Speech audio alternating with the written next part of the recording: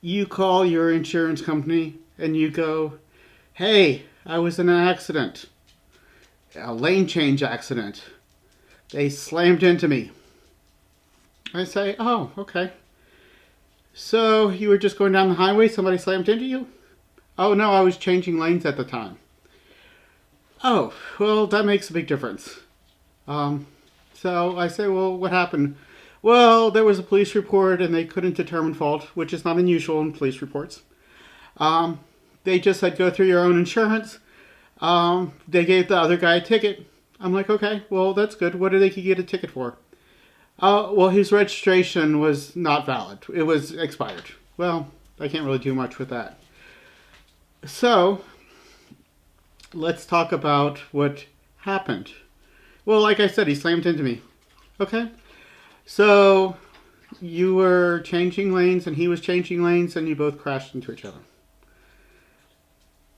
And he said, yeah, okay. Were there any injuries? Oh, I don't know. The other guy was taken away in an ambulance, but he looked fine to me. I don't know how anybody could be injured. Okay. Well, injuries happen, and you don't know it. People tend to get really angry when other people make injury claims. They tend to just go crazy on the claim rep, which I don't really get. But and then especially if the other claimant gets an attorney, they might get in the mail.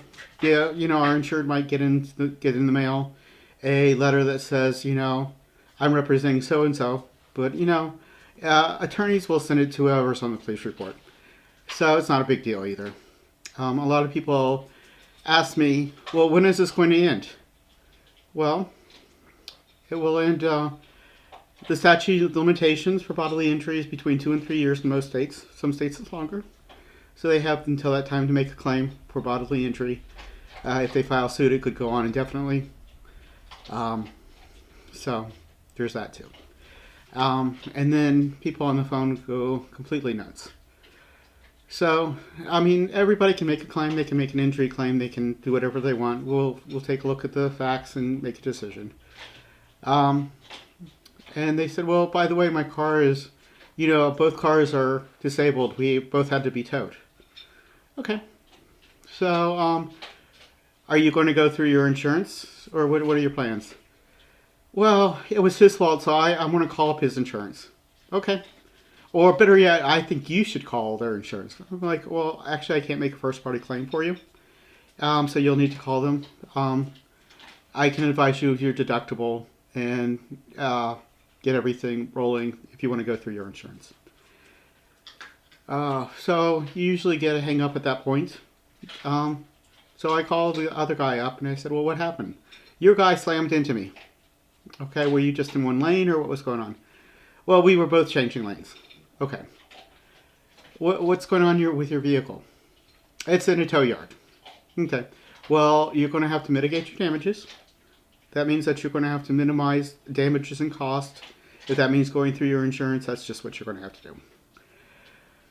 So he says, well, I'm injured. Okay. Injuries, you have every right to make an injury claim.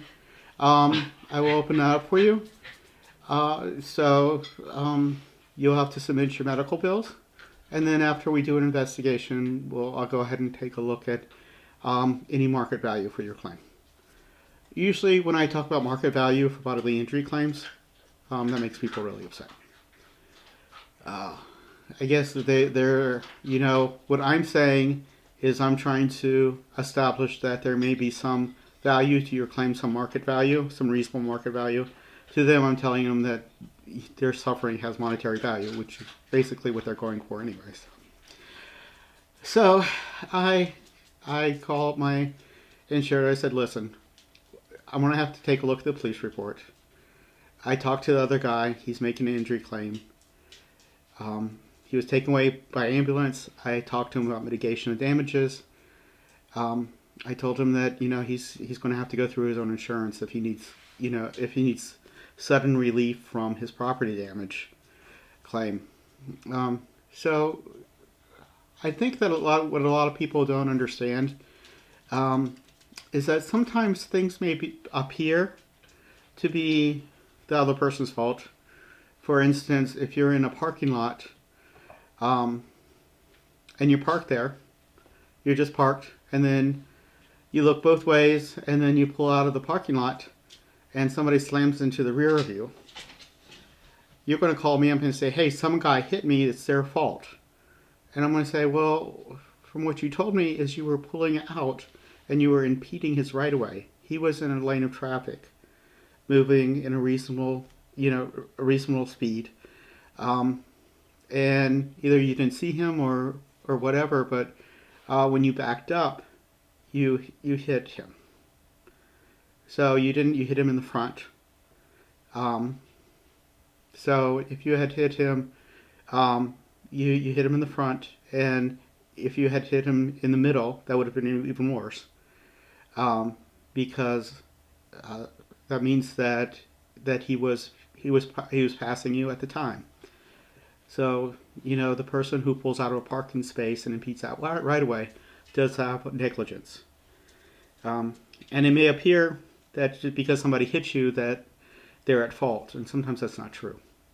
So there's all kinds of laws and all kinds of legal jurisdictional issues when we determine liability. A lot of times, if there's no police report, there's no photos, there's no independent witnesses, if it's like a lane change incident or a parking lot incident, something of that nature, a lot of times the property damage will be denied, and then both insurance companies can pursue what's called the R form, which is a form where major insurance companies have agreed to settle their property damage disputes. They file a complaint, the other party answers it, and then an R form arbiter, unbiased person, takes a look at it and makes a decision. Both companies have agreed to abide by that decision. So there are a lot of things that go into it. A lot of times people, will just throw stuff up on the wall just to see what sticks, so that they're not liable for a claim, and they can have absolutely no bearing on what actually happened. That's pretty common. I always say that the best defense is a good offense. If you have a low deductible, high policy limits, just go through your own insurance. Make sure you have rental coverage on your vehicle. Personally, I have a second vehicle that I use. Sorry, I'm babysitting a puppy today, so part of my day club. Okay, come here. Do you want to see the puppy? Okay, so puppy, this is Blue. He's going to be with me for the weekend. This is another little hustle of mine. So, anyway, see, claim handlers are people too. We're just not annoying people you talk to on the phone, and we're with dark hearts and black souls. So anyway, I hope you've learned something. I hope I've learned something. Subscribe, leave comments, leave likes. Let me know. Let's have a discussion. These videos are for claim handlers as well as for the general public. So anyway, have a nice night.